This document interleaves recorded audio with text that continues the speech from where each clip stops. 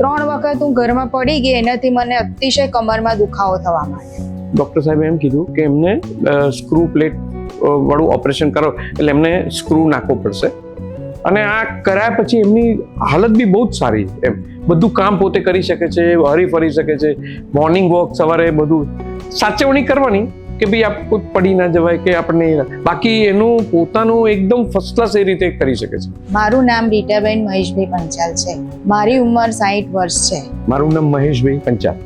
આ મારા વાઈફ છે. મારું મૂળ વતન ખેડાવાડા, સાબરકાંઠા જિલ્લો, અને હાલ અમે કેટલાય વર્ષોથી અમદાવાદ રહીએ છીએ. મારે ટેક્સટાઇલનું મેન્યુફેક્ચરિંગ બિઝનેસ છે, એટલે અમે લોકો, મારી ફેક્ટરી છે, એટલે અમે લગભગ 60 વર્ષ થઈ ગયા અમારી ફેક્ટરીને. પહેલા ફાધર સંભાળતા ને હવે હું સંભાળું છું. કમરમાંથી ઊભું નતું થવાતું, નસ પકડાઈ જતી હતી, પગ મૂકી નથી શકતી નીચે, મોજા પહેરી નથી શકતી, સવારે ચાલવા જતી હતી તો મોજા નથી પહેરી શકતી, પગ જ મારો ઊંચો ના થાય. પછી અમે અમારા ઓર્થોપેડિક સર્જનને બતાવ્યું, એટલે એમની 3 મહિના મેં દવા કરી તોય મને કે ફેર પડ્યો નહીં. પછી 3 મહિના પછી એમને કીધું કે તમે MRI કરાવો, પણ મેં પહેલા કીધું હોત તો કરાવો, સારું હતું એમ. 3 વખત હું ઘરમાં પડી ગઈ, એનાથી મને અતિશય કમરમાં દુખાવો થવા માંડ્યો. વાડજમાં ઓર્થોપેડિક ડોક્ટર છે, એમને બતાવ્યું, 3 મહિના દવા કરી, પણ મને કંઈ ફેર પડ્યો નહીં એમની દવાથી. પણ જ્યારે MRI કરાવી પછી અમને ખબર પડી કે લીવવેલમાં તો આના માટેના ડૉક્ટર છે,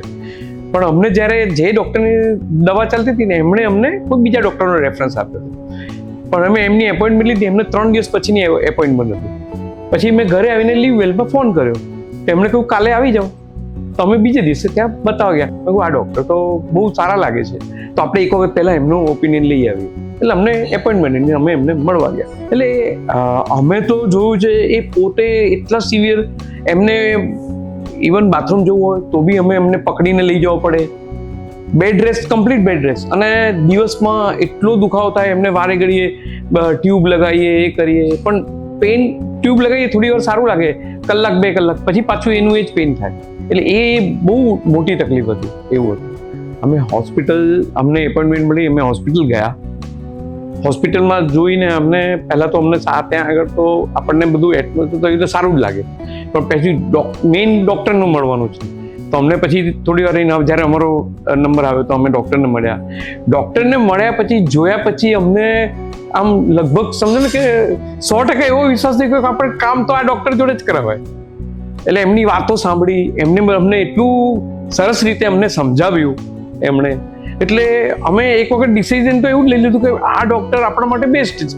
અને એમણે એટલી સરસ, સારી ભાષામાં અમને સરસ રીતે રીટાબેનને બી સમજણ પાડી અને એ બધું કર્યું. એટલે એમને એવું કીધું કે ઓપરેશન ના કરાવો તો આમને આમ ચાલુ રહેશે, પણ કે જતે દિવસે તમારા પગની નસો કામ કરતી બંધ થઈ જશે.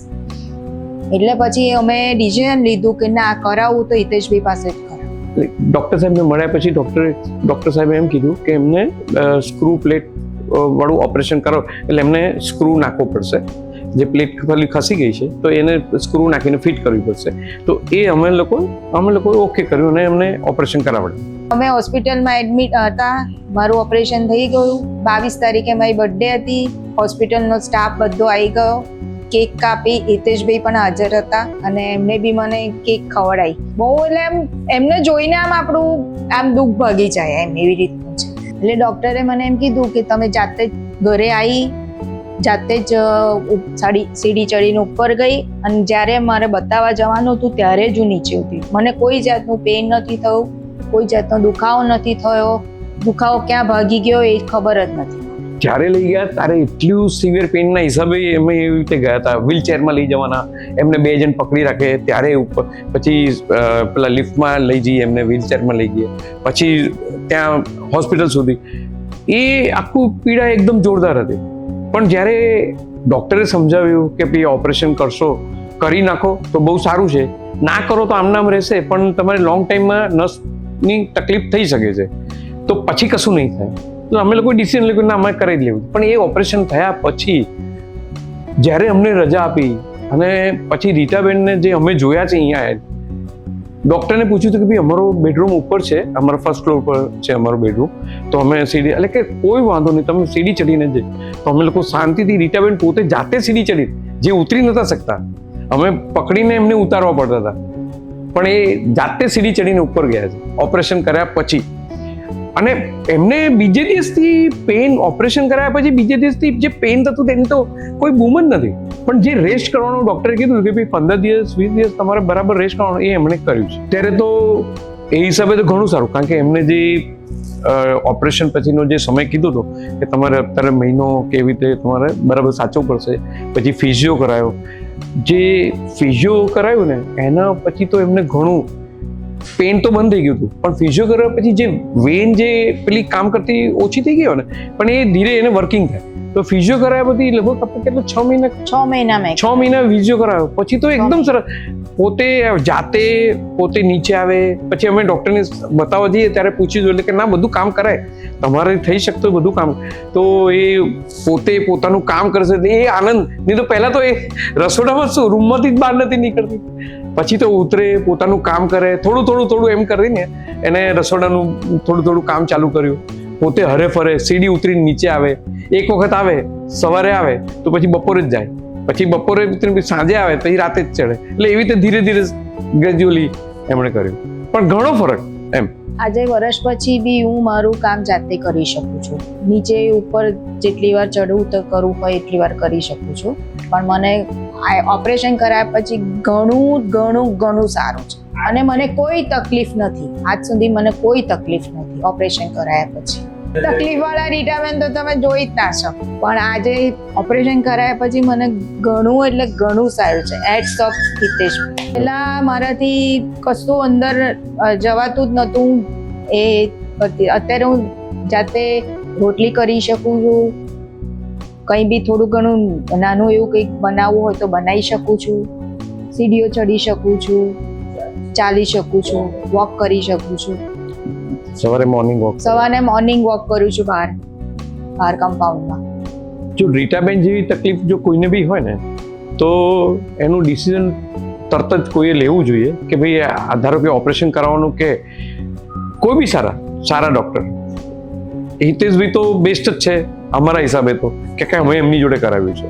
પણ એ આવી રીતે કોઈ હિતેશભાઈ જેવા સારા ડૉક્ટર જોડે બી તમે જઈને એની સલાહ લઈને પછી જે ઘણી વખત એવી હોય છે સિચ્યુએશન કે કોઈને ઇન્જેક્શનથી બી મટી જતું હોય છે. રીટાબેનની સિચ્યુએશન એવી હતી કે એમને સ્ક્રૂ નાખીને ઓપરેશન કરવું જ પડે એવું છે. આમ ઓપરેશન આપણે સાંભળીએ એટલે આપણને બીક જ લાગે, પણ હિતેશભાઈ એટલું સારી રીતે સમજાવ્યું હતું ને એટલી સરસ રીતે ઓપરેશન બી અમારું થઈ ગયું સક્સેસ. તો કોઈએ બી તકલીફ હોય તો આ કરાવી લેવું વધારે સારું છે, હિતાવહ છે. કારણ કે એમને મેં રીટાબેનને જોયેલા છે પહેલાંના અને અત્યારના, એટલે ઘણો ફરક છે. અને આ કરાયા પછી એમની હાલત બી બહુ જ સારી. એમ બધું કામ પોતે કરી શકે છે, હરી ફરી શકે છે. મોર્નિંગ વોક સવારે બધું સાચવણી કરવાની કે ભાઈ આપ પડી ના જવાય કે આપણને, બાકી એનું પોતાનું એકદમ ફર્સ્ટ ક્લાસ એ રીતે કરી શકે છે. હું તો સલાહ આપું કે જેમ બને એમ જલ્દીથી આનો નિવાડો આવે કરાઈ લેવું સારું. એમ ઓપરેશન ગભરાવાની જરૂર કોઈ કે એમની જે સમજાવવાની સ્ટાઇલ એ ડૉક્ટરના જે એક પર્સનાલિટી હોય ડૉક્ટરની, કે ભાઈ આપણને બી એ વિશ્વાસ હોય કે આ ડૉક્ટર પાસે જ આપણે જવું છે. અમે 2-3 ઓપિનિયન લીધા હતા. બીજા મોટા ડૉક્ટર બી હતા, અમે પૈસા ખર્ચી શકે એવું નહોતું, પણ અમને આ ડૉક્ટર પાસે જ અમને એમ થયું કે ના આમની કરાવું તો આમની પાસે જ કરાવું. પછી એ ડૉક્ટર પહેલો ડૉક્ટરનું આવી ગયું કે ડૉક્ટર એકદમ બેસ્ટ. પ્લસ અમે ત્યાં ગયા પછી અમે ત્યાં આગળ ઓપરેશન કરાયું, એનો સ્ટાફ ને બધા માણસો એટલા બધા મળતા. અને આપણને જ્યારે ત્યાં આગળ હોસ્પિટલમાં આવ્યા છે પણ એવું લાગે નહીં કે આપણે, પણ એ બધા એટલા જ બધા આપણને મિક્સ થઈ જતા. ફિઝિયો ફોરમ, પછી પ્રિયંકા મેમ, સાબિયા મેમ, એ બધાનો ખૂબ દિલથી આભાર માનું છું, જેને મારી બહુ કેર કરી. એકચ્યુઅલી એમાં મેઇન સપોર્ટ તો મારા હસબન્ડનો કહેવાય. એમને જે મારું બધું પતાવીને એક બાઈ રાખ્યા હતા મેં, પણ એ મારું બધું જ રૂટીન વર્ક પતાવીને ઓફિસ જતા હતા. હિતેશભાઈને તો આપણે શું કહીએ, કારણ કે જે અમારી જે તકલીફ હતી રીટાબેનની અને જે ઓપરેશન કરાયા પછી જે રીટાબેનની તકલીફ દૂર થઈ ગઈ, એટલે એ તો અમારા માટે શું કહેવાય, આપણે આમ બીજું તો ના કહીએ પણ એક સારા ડૉક્ટર તરીકે અમને એમ થાય કે જો અમે બી કોઈનું બી તકલીફ હોય ને તો અમે સજેસ્ટ કરીએ કે ભાઈ ના હિતેશભાઈ જોડે જાઓ, કારણ કે હિતેશભાઈ ફર્સ્ટ પ્રેફરન્સ અમે હિતેશભાઈને જ આપીએ. ડૉક્ટર હશે બધા ઘણા હશે નો ડાઉટ, પણ અમે હિતેશભાઈને ફર્સ્ટ પ્રેફરન્સ આપીએ એવું છે.